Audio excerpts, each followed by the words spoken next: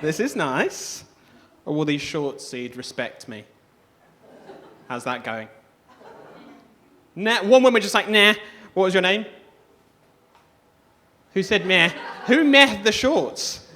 No one's owning up to it. Clearly, respect, or fear, if not respect, anyway. I got married recently, guys. Woo, exactly. So welcome, a smattering of applause. Well, welcome to my honeymoon. This is exciting. It's nice to be here. Anyone here married? Sir down the front looking creepily at me. Is your partner here this evening? Have we covered this? You're not wearing a wedding ring either? No. He's got a tattoo to make it real permanent. So, you've got faith in the marriage process. Well, you can vouch for this. Planning a wedding, tricky. Very tricky. That guest list. You're nodding, are you planning a wedding? I am married. You are married, but you still won't own up to doing it as well. And again, planning a wedding, very difficult. That guest list. Basically, you have got to keep the 5-year-old kids away from the people doing cocaine in the toilets. Although very similar energies between those two groups of people make about the same amount of sense. What I'm saying, people, is that the cocaine crash at my wedding was a roaring success. So anyone planning it, literally, you see a 5-year-old looking at a 35-year-old going, where did everything in your life go wrong? No. But so you've got a tattoo because you're convinced. I got this nice little bit of bling. Ooh, exactly. Wearing a wedding ring as a man is arrogant. Arrogant. It's finally everyone's going to stop trying to fuck me. I can finally go about my day. Obviously, as a woman, you need a wedding ring. My wife was out jogging the other day, and a man just came up behind her, panting finally, I've caught up with you. I've been running after you for ages. That was opening gambit, people. So, maybe the ladies have got a point. No. I've not always been convinced by the idea of marriage. I wasn't very keen on the idea. My argument for not getting married sooner was that it was a last vestige of the patriarchy, and that if anything, I would be exerting control over my wife by saying, yeah. That's what I told her, and it's very difficult to argue against that logic. I just didn't want to do it. But my feelings towards marriage changed. They changed quite drastically. The real thing that changed it was the day my wife started earning a lot more money than I did. That was a key milestone in our relationship, people. Suddenly very, very keen.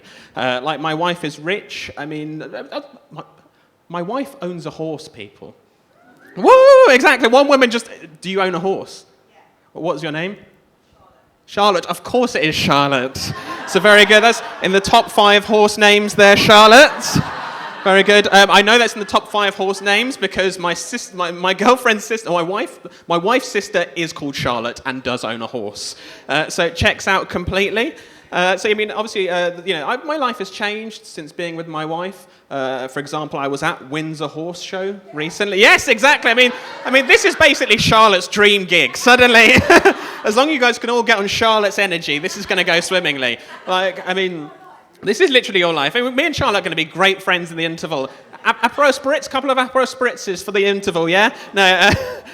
So I was at Windsor Horse Show the other day, looking. It's posh already, but then you're sort of there. I was drinking a glass of Pimm's, obviously, looking at Prince Charles, who was being saluted by the household cavalry, and I was thinking, this is white, even by your standards.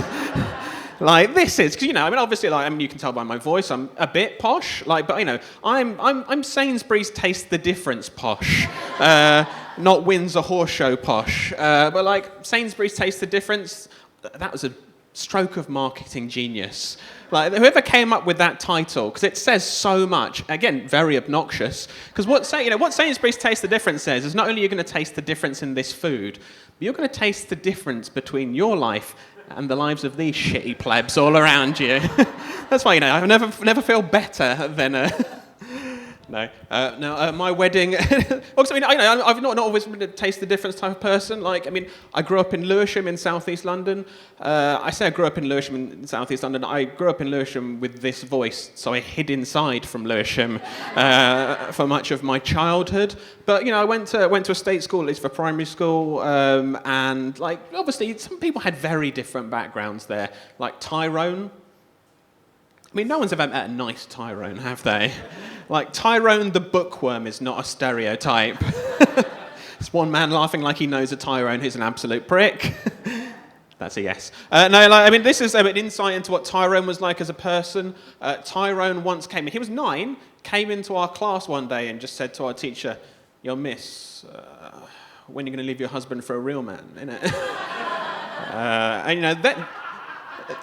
They're still together to this day. So, sometimes you've got to shoot your shot.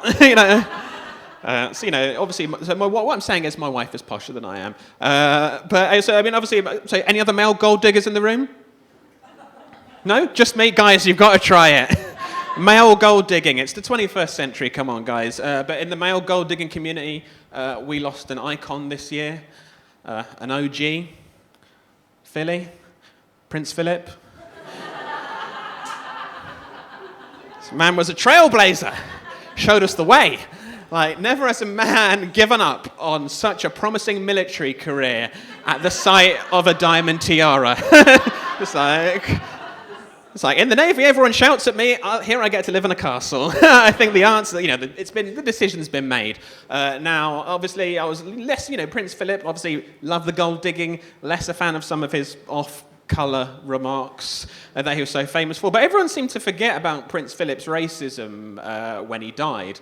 They're very much more happy to talk about, his heroism during the Second World War and less about the racism. But what they don't know is that Prince Philip was so brave during the Second World War. He actually won a medal that lets you drop the N-word in polite conversation just whenever you like. It's called the Burning Cross. And for those of you wondering if I am black enough to tell that joke, the answer is, just. It's fine. The brothers at the last meeting said they were cool with it, so no need to look so uncomfortable. But I think it's quite a lot to expect Prince Philip to be woke. He's an old man, and we give old people a pass. But there's got to be a cut-off date. Can you imagine being born the day after racism cut-off date? Like 1st of January, no racism. 1st of January 1960, you're done. Just down the mates with all your mates, down the pub with all your mates from 1959, just going, "Can I say it?" No. David Attenborough, having said that, is a woke old man. Like, David Attenborough is so woke, he went vegetarian. He went vegetarian at 93. That is late in the day. Like, going vegetarian at 93 and expecting credit for it is a bit like having your cake, eating 99.9% of it, leaving a sliver of icing and going, "Ooh, restraint."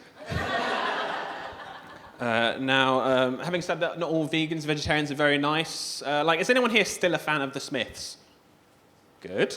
For those that don't know, the Smiths, excellent indie band from the 80s. The lead singer, on the other hand, Morrissey, absolute racist prick. On the one hand, but he is a vegan. Now, some people might be at odds with that as an idea, the idea of something as nice as veganism going as, hand in hand with something like racism. Having said that, being a vegan, if you are racist, makes perfect sense. I will explain, don't worry. It's true, because if you think about it, veganism prevents climate change, yeah? And climate change prevents, or causes rather, economic migrants. So if you hate migrants, go vegan. The logic, if nothing else, is flawless, people. Plus, as a bonus, the slogans write themselves. For example, eat your sprouts, keep them out. Go green if you hate blacks. And solar power is white power. Remember, just black enough, people. Don't worry, it's absolutely fine. Obviously, because you guys now seem less sure about me, I should bring up at this point that I am an NHS doctor. So, that is entirely true. I mean, you guys down there, who are the doctors in the room that are... Are you guys all doctors? You guys don't... You really don't believe me, do you? What type of doctor are you?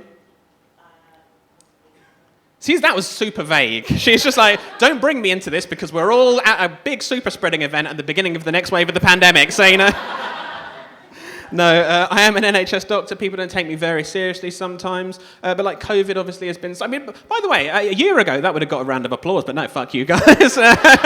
It's fine. We're indifferent to you guys as well. Like, you know, in other countries they were putting out a lot more of the stops. Like in China they were wearing diapers so that they could take care of patients for longer. It's like, we're not doing that for you fucking people.